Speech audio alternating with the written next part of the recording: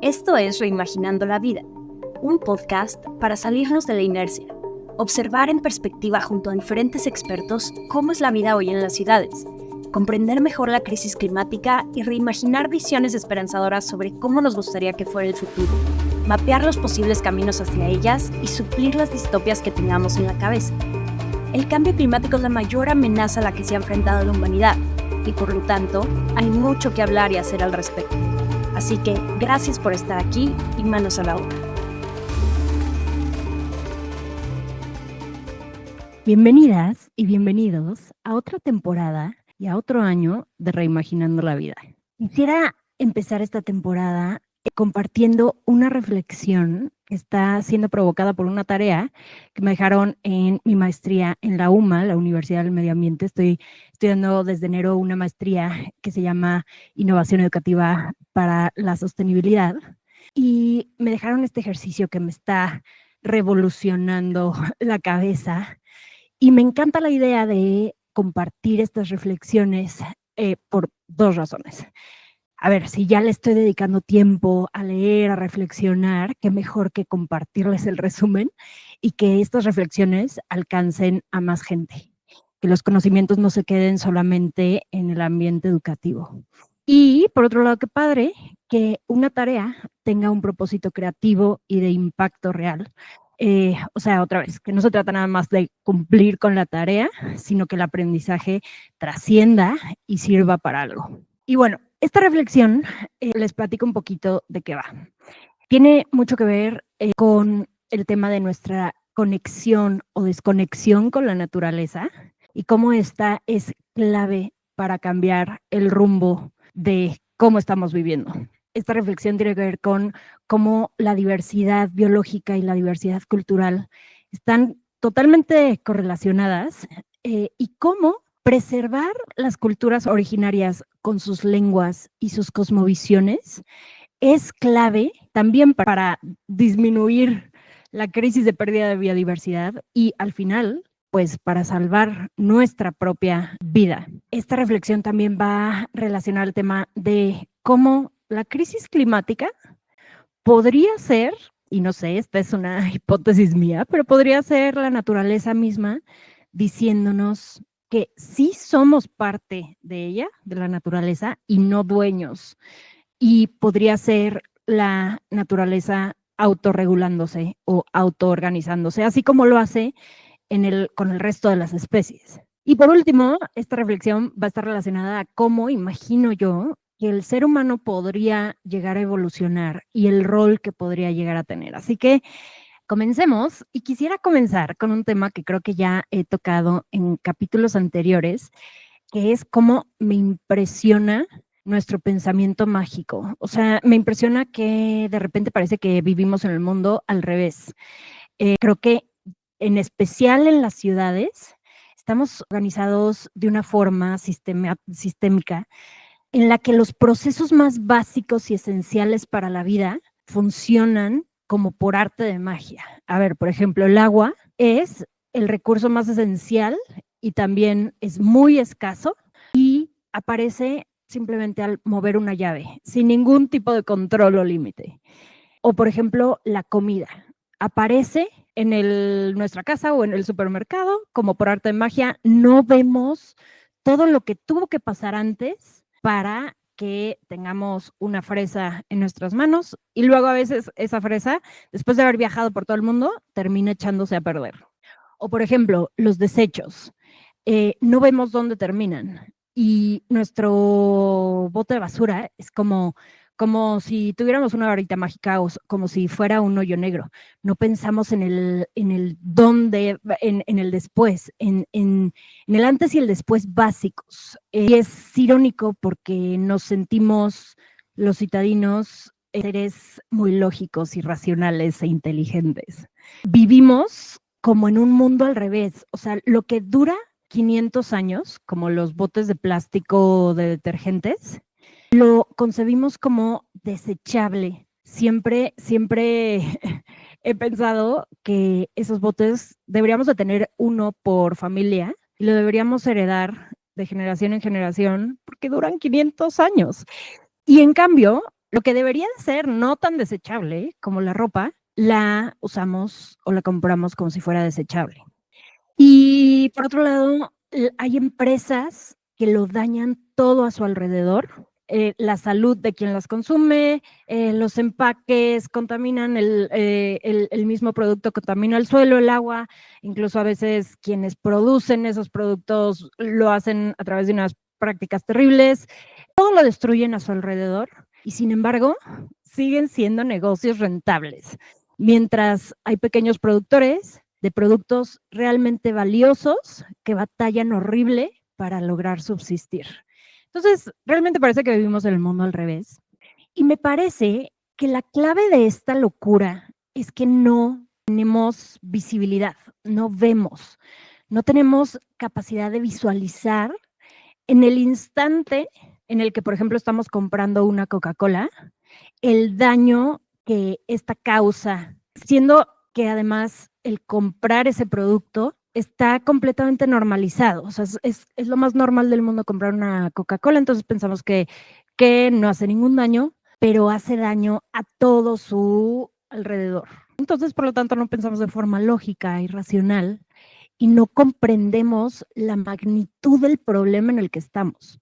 Y por lo tanto, la inercia sigue y nos es muy difícil cambiar nuestros paradigmas y hábitos. Pero quienes sí ven claro son quienes sí tienen la visibilidad de ver y de vivir las consecuencias. Quien vive cerca de un relleno sanitario o quien ha vivido una tragedia climática o quien vive en el campo y sabe lo que toma en crecer un tomate y atestigua que cada vez tenemos menos agua, quien ha visto los polos derretirse. Y con esta tarea he estado entendiendo por primera vez en mi vida mucho más claro el rol de los pueblos originarios. Ellos han estado conectados con la tierra durante no nada más siglos, sino a veces hasta milenios.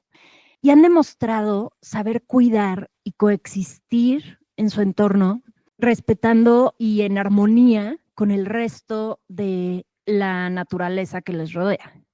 Y el tema es que sus lenguas y por lo tanto sus cosmovisiones y su cultura, el saber vivir, se está extinguiendo con ellas. Para esta tarea leí una lectura que se llama ¿Qué es la diversidad biocultural?, escrita por Víctor Manuel Toledo Mansur.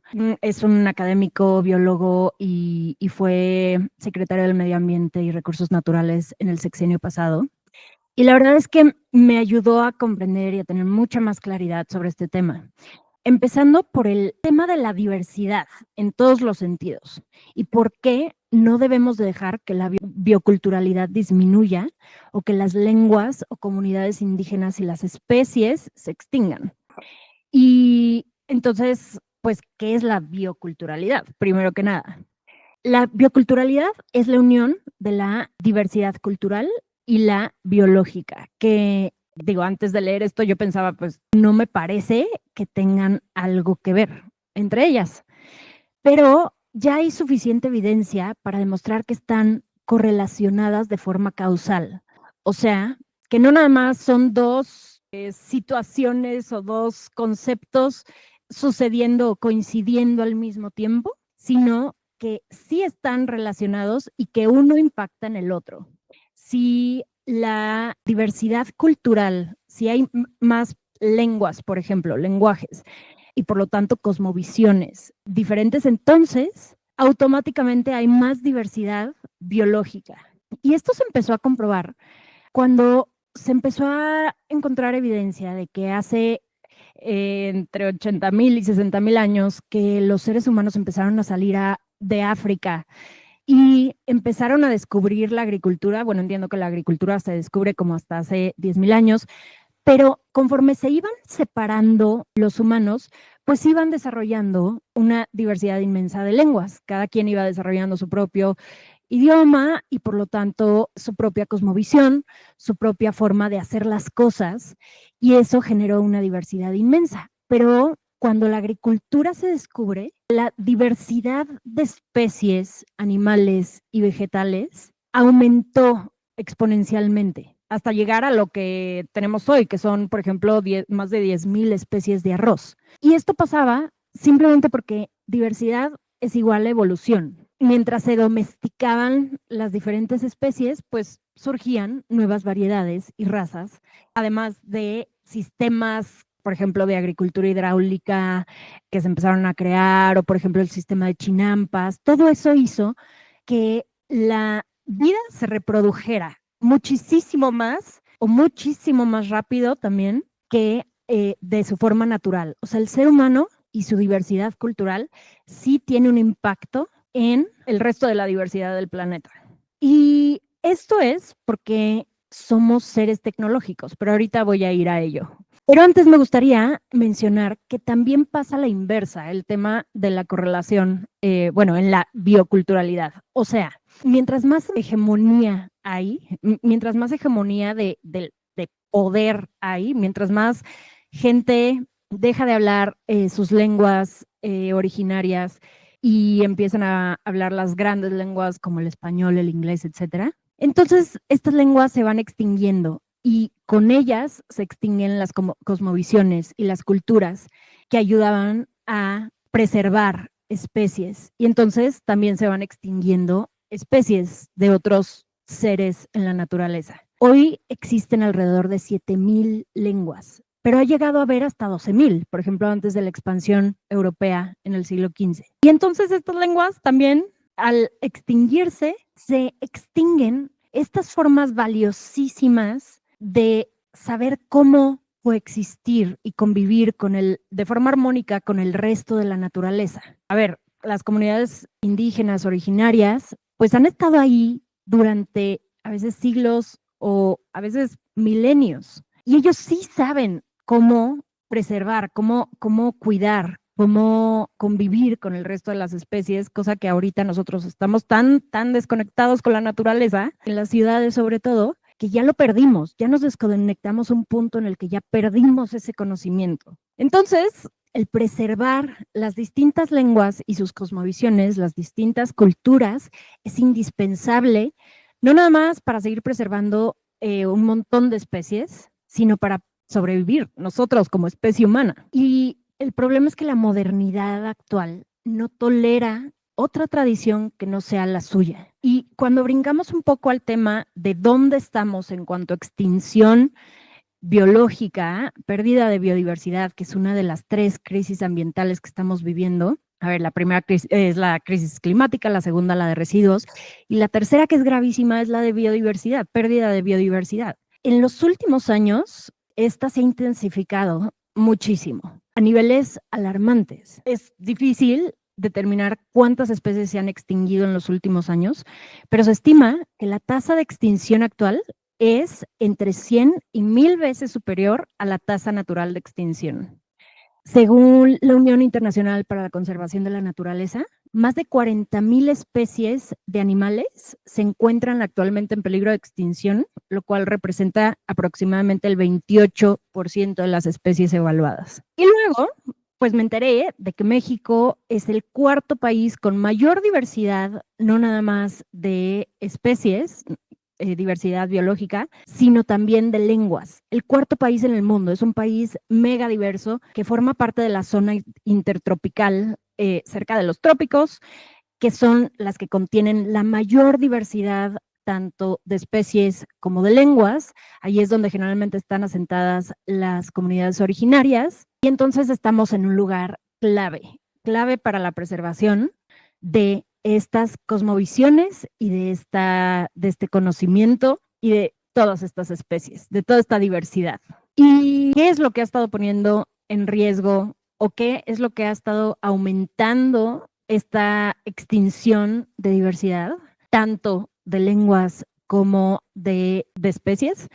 Pues megaproyectos, carreteras, transgénicos, privatización de las semillas, nuevas ocupaciones territoriales del crimen organizado, deforestación para la agricultura y la ganadería, sobreexplotación, especies invasoras que acaban con los genomas, el cambio climático, etcétera. Entonces, vale la pena subrayarlo justo para estar conscientes de lo grave que es esa extinción, tanto cultural como biológica. ¿Cómo hemos llegado hasta aquí? Y ahí, para entender cómo hemos llegado hasta aquí y para entender el tema de que somos animales tecnológicos, me ayudó mucho una lectura que se llama El reto de la vida, escrita por Augusto Ángel Maya, un colombiano, que dice, a ver, el gran dilema es que somos animales tecnológicos y eso es lo que nos ha traído hasta aquí, a tener más de 10,000 especies de arroz, pero también nos ha traído a la crisis ambiental. Y, a ver, es que esta diferencia, a ver, por ejemplo, los chimpancés que observaba Jane Goodall, también llegan a utilizar herramientas. O sea, un chimpancé puede agarrar una ramita de un árbol, meterla en un hoyo, sacar termitas, sacar el palito lleno de termitas y comérselas. Pero la diferencia es que los chimpancés usan esas herramientas de vez en cuando. Y nosotros ya necesitamos la tecnología o las técnicas para nuestra supervivencia. O sea, de esta forma hemos aumentado de forma no natural, bueno, que pareciera no natural, porque esta habilidad está implícita en nosotros y nosotros somos naturaleza, entonces hemos aumentado la cantidad de personas, hemos aumentado la cantidad de animales que soporta el planeta. Alrededor del 60% de los cereales que se producen en Estados Unidos son para alimentar al ganado. Entonces, no es natural este aumento de la producción neta de un ecosistema. Y entonces, el problema ambiental también es el precio que el humano tiene que pagar por su desarrollo tecnológico, por esta habilidad que nos hace diferentes. Y entonces hemos creado un sistema muy complejo que, aunque nunca haya sido el objetivo deliberado, o sea, el crear sufrimiento, lo estamos generando consistentemente como una tragedia griega. Y aunque nadie lo busque, los grandísimos embrollos de nuestra historia siguen ahí empeorándose. Creemos que entonces escapamos a las leyes que autorregulan el sistema de la vida natural y creemos que estas habilidades nos hacen muy diferentes al resto de la naturaleza y a lo mejor por eso creemos que somos dueños de la naturaleza cuando, pues al final, a lo mejor todas estas crisis ambientales son simplemente la naturaleza diciéndonos que sí somos parte de la naturaleza y no dueños de ella, y a lo mejor es el sistema mismo natural autorregulándose y autoorganizándose como sucede con el resto de la naturaleza. Pues lo interesante o lo importante es darnos cuenta que la tecnología no es omnipotente porque esta depende de la voluntad política y económica del sistema en el que vivimos. Y entonces toca la parte de reimaginar. Aunque haciendo esta reflexión, me parece que no toca reinventar el hilo negro. Se me hace que ya tenemos todas las respuestas que necesitamos. Creo que toca pensar en tesis, antítesis y síntesis. O sea, no se trata de regresar a la Edad Media, sino de, a ver, en primer lugar, aprender de los pueblos originarios, por fin escucharlos, aprender de sus principios, de suficiencia, por ejemplo, sus formas de coexistir en armonía y sus formas de cuidar y preservar. Y por otro lado, creo que toca tomar lo mejor que hemos desarrollado durante nuestra historia entera y ponerlo al servicio de la vida. O sea, que la ciencia, por ejemplo, deje de estar al servicio de generar y generar dinero y crecimiento para unos cuantos y que en vez de eso esté al servicio de la vida, o que en vez de que la gente esté dedicando, bueno, la mayoría de la gente esté dedicando toda su energía a tratar de conseguir el sustento básico, las necesidades básicas, que esa energía pudiera estar al servicio otra vez de la vida, de todos, todas, todes. Entonces, a ver, ¿cómo me imagino yo? ¿Qué es lo que yo me imagino que sería lo mejor que nos podría pasar? Y después, ¿qué tendría que pasar en ingeniería inversa para llegar hacia esas visiones esperanzadoras de futuros? A ver, yo creo que podríamos empezar a realmente proteger esos corredores ecológicos y dejar de quitarle las tierras a las comunidades originarias, aprender de ellos cómo es que han sabido vivir, coexistir en armonía con el resto durante tanto tiempo, aprenderles y conocer su sentido de vida, su cosmovisión, su organización y dejar de estos paradigmas coloniales que nos han tristemente hecho ver hacia abajo lo que deberíamos ver hacia arriba, otra vez, el mundo al revés. Deberíamos empezar a realmente valorarlos, escucharlos y aprender de ellos. Y de esa forma preservar esa memoria histórica de la humanidad, esas conciencias históricas comunitarias, los recuerdos de nuestra especie. Me pongo chinita de pensarlo. Me imagino algo tan simple como, a ver, si realmente queremos aprovechar y valorar, bueno, más que aprovechar, valorar genuinamente esta diversidad y esta riqueza. Me imagino sería genial que en las escuelas empezaran a dar clases de maya, de tzotzil, de diferentes lenguas. En primer lugar, para que no se pierdan, déjenme les doy unos datos de dónde estamos en cuanto a extinción de lenguas. A ver, hoy el 6.5% de los mexicanos, o sea, 7.4 millones, hablan alguna lengua indígena. A pesar de que el 21% de los mexicanos pertenecen a una comunidad indígena. O sea, ya haber nacido en una comunidad indígena no significa que la gente hable el idioma. Y hay 64 lenguas con alto riesgo de desaparecer, que ya tienen menos de 100 hablantes. Entonces, si vamos preservando estas lenguas y estas palabras que a lo mejor solo existen en esas lenguas, a lo mejor podemos empezar a comprender esas cosmovisiones y a lo mejor podemos empezar a reconectar y recuperar esta visión que todas estas culturas y quienes viven en el campo tienen tan claras. Empezar a reconectar también con nuestra propia naturaleza, que también ahorita que estoy estudiando esta maestría, viendo un video de Peter Senge, no sé cómo se pronuncie, pues aprendí que no nada más los seres humanos somos animales tecnológicos, aprendí que también somos naturalmente seres empáticos, que necesitamos afecto. No nada más emocionalmente, sino biológicamente para sobrevivir necesitamos afecto y cariño.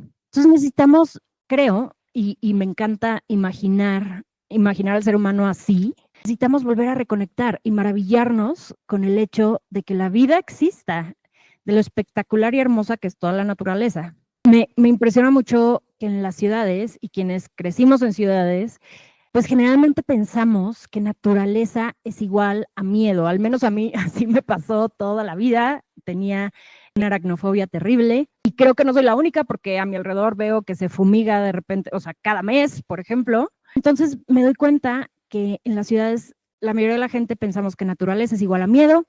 Por cierto, esa aracnofobia se me quitó mágicamente al meter literal las manos a la tierra el año pasado. O sea, como citadina, nunca en mi vida había tocado la tierra. Siempre había estado lejos. Nunca me había subido un árbol. Y quienes crecimos en las ciudades, muchas veces creemos que esa es la única forma que existe de ser y de existir. Eso es lo normal. Pero regresando a mi historia del año pasado, mi cuerpo gritaba que le urgía reconectar con lo más básico, saber cómo crecen los tomates, cuánto tardan en crecer. Y lo hice y mi cuerpo entero me lo agradeció. Y bueno, siguiendo con estas visiones de cómo me imagino yo que podría llegar a ser la evolución del ser humano, pues creo que entonces, si vamos aprendiendo las comunidades originarias y si vamos aprendiendo o reconectando con la naturaleza, creo que podríamos llegar a un cambio de paradigma y de valores, en donde realmente sea muy importante el valor de la suficiencia, de los cuidados, de sabernos parte de la naturaleza en vez de dueños de ella. Imagino un ser humano evolucionado cuyo sentido de vida ya cambió, ya no está enfocado en crecimiento y acumulación, sino en el objetivo de ser guardianes y preservadores del resto de la naturaleza. O sea, el sí saber nuestras habilidades, lo que nos hace diferentes del resto de las especies, seres tecnológicos, pero también seres empáticos y afectivos, y aprovechar o usar esas habilidades para ser guardianes de la naturaleza y asegurar que su balance y equilibrio exista. Creo que ese sería un rol muy superior. Creo que ese rol sería lo mejor que nos podría llegar a pasar. ¿Y cómo se logra eso? ¿Cómo podemos llegar a cambiar esos paradigmas? Pues la verdad es que yo creo que poco a poco. A ver, no se puede ir de un día, de principiante a experto de un día a otro. No se puede cambiar la conciencia de un día a otro. Pero creo que poco a poco, decisión por decisión, creo que sí podemos ir volviendo a escuchar nuestro cuerpo y lo que su naturaleza básica pide, que muchas veces es reconexión simple con la naturaleza. Y decisión por decisión, lo que esté a nuestro alcance, creo que podemos ir ampliando nuestra conciencia y podemos ir logrando a lo mejor una vida más simple y más lógica. Pero bueno, aquí termina mi reflexión. Espero que ella haya emocionado a alguien así como me emocionó a mí. Solo quiero decir que sigamos reimaginando cuál podría ser la mejor versión del ser humano. Me llena de esperanza pensar que podemos seguir evolucionando y que podemos llegar a reestructurar los puntos clave del sistema en el que vivimos, que podamos hacer que la vida deje de ser solo tratar de sobrevivir trabajando sin parar y que el sentido de la vida sea otra cosa, como existir para maravillarnos y agradecer la existencia de todo. Gracias por estar aquí, gracias por escuchar y sigamos reimaginando.